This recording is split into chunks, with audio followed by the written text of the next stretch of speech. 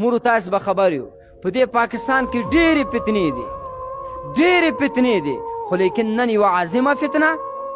چې د ملا په شکل کې راپورته سوې د عالم په شکل کې راپورته سوې د مفتي منیر شاکر په شکل کې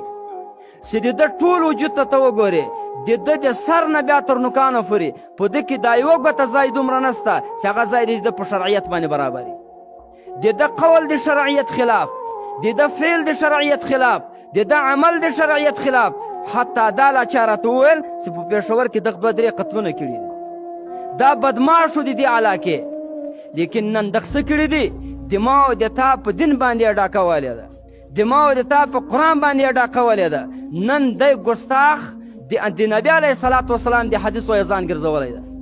دا مسلمانان دا ټول هم په دې موبایلو کې په دغو شیانو باندې لګیا دي په بار بار علما ورته یایي چې او پام کوئ ولاړو ایمانونه در څخه ولاړو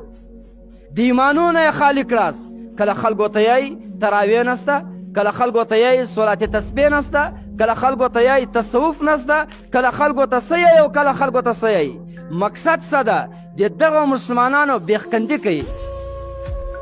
دا مسلمانان دا د ایمان نه خالی کوي دا مسلمانان دا د خدای تعالی د طاعتو د بندګي نه بس او دی خپله دومره جاهل ده په ځان باندې یې نوم ایښی ده مفتي شاکر لیکن دته تر اوسه دا مسله نه ده معلومه چې د چا هم په بریتو باندې دا سوروالی د سونډانو پټ دي دې نه لمونځ کېږي نه ذکر کېږي نه څه کېږي نه څه کېږي د تا دغه برید دا د سنت خلاف د تا ژیره د سنت خلاف د تا پکول د علماو د طریقې خلاف د تا پیسې د شریعت خلاف د تا گفتار د شریعت خلاف لیکن ته نن رالټېږې مسلمانانو ته شریعت ورښیي دا به څومره غټه جفا یو سړی هغه ډریور نه ده ته ټکټر په لاس باندې ورکوې ما ته ټکټر وچلوه دا به د ټکټر سره ظلم نه دا به د دې سړي سره ظلم نه آیا دا د نبي علیه صلات وسلام شرعیت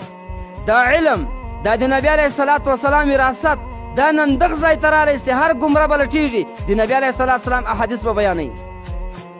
نن به هر دله لټېږي د امام اعظم رحمت الله تعالی علیه په فقه باندې به دی ملنډې وایي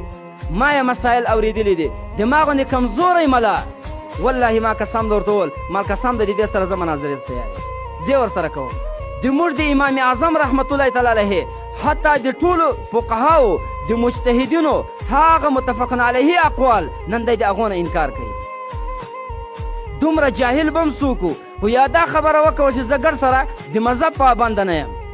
او که یارې ځان د مذهب پابنده بولې نو چې کوم قول امام اعظم کړی ده دا په ما او په تا باندې لازم ده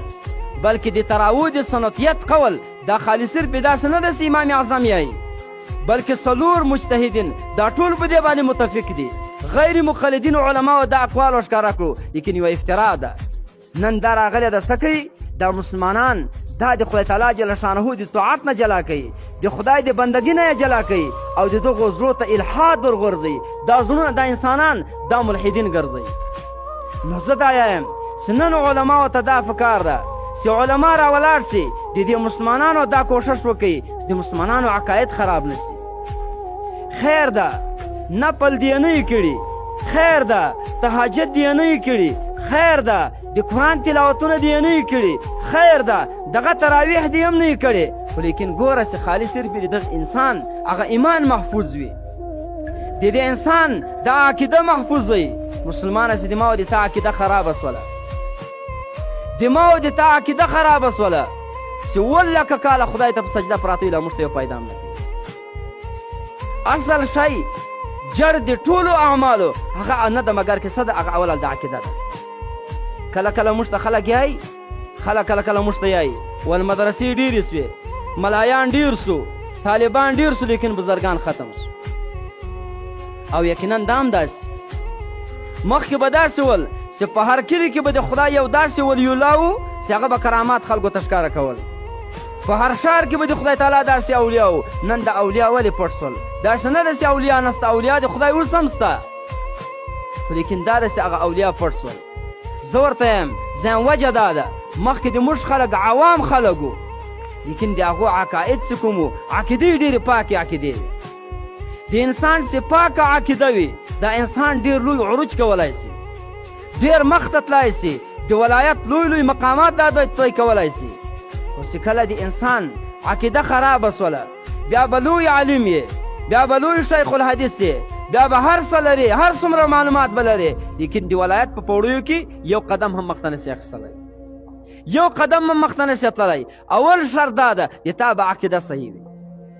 نو نن مسلمانانو دنیا په دې باندې لګیا ده چې دغو مسلمانانو ته د عقیدې چینجي دا د دوی زړو تر غورځار کړي، چې د دوی زړونه دا په دې فاسد او په دې خراب په چینجو باندې دا داغي کې چې کله دا داغ کې بس د خدای طاعت او بندګي په خپله باندې هغه پاته ده.